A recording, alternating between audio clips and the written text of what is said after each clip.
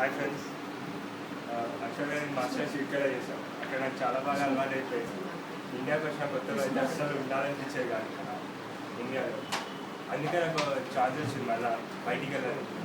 దానికోసమే ఏదైనా టెక్నాలజీ నేర్చుకున్నాను. ఐఓఎస్ కానీ ఎస్ఏపీ మొబిలిటీ కానీ.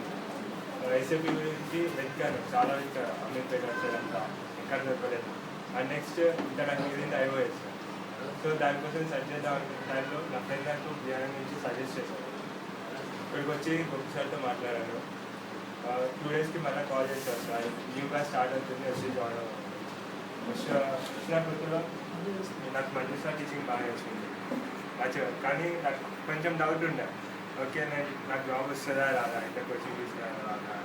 కానీ ఒకసారి ఇంకా తర్వాత ఫిక్స్ అయిపోయినా, అందరు కష్టంగా వస్తుంది నీకు జాబ్. ఇక్కడ మంచి గైడెన్స్ ఇస్తున్నారు, మంచి నాలెడ్జ్ వస్తుంది, నాలెడ్జ్ షేరింగ్ వస్తుంది.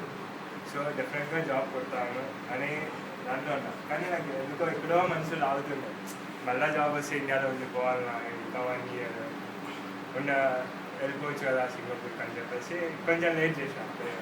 మంచి సార్ నాకు ఒకసారి చెప్పారు, నువ్వు చాలా రాంగ్ ట్రాక్లో ఉన్నావు, ఇండియాలో అప్లై చేయి, ఇక్కడ కొడితే నీకు ఇంకా సింగపూర్లో వెళ్తే ఇంకా నీకు చాలా ఈజీగా ఉంటుంది అని చెప్పేసి అప్లై చేయడానికి ట్రై చేశాను.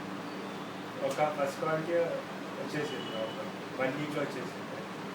అంతా మంచి సార్ గైడెన్స్, నాలెడ్జ్ నాకు చాలా హెల్ప్ఫుల్ అయింది. I wish all the best. అందరూ ఇక్కడ ఫాలో అయిన గైడెన్స్, సార్ ఇచ్చే గైడెన్స్, సార్ చెప్పే విధానం అంతా ఫాలో అయ్యి రీసెర్చ్ అంతా చేస్తే ఖచ్చితంగా ప్రతి ఒక్క జాబ్ వస్తుంది. ఇదైతే ఫస్ట్. Thank you friends.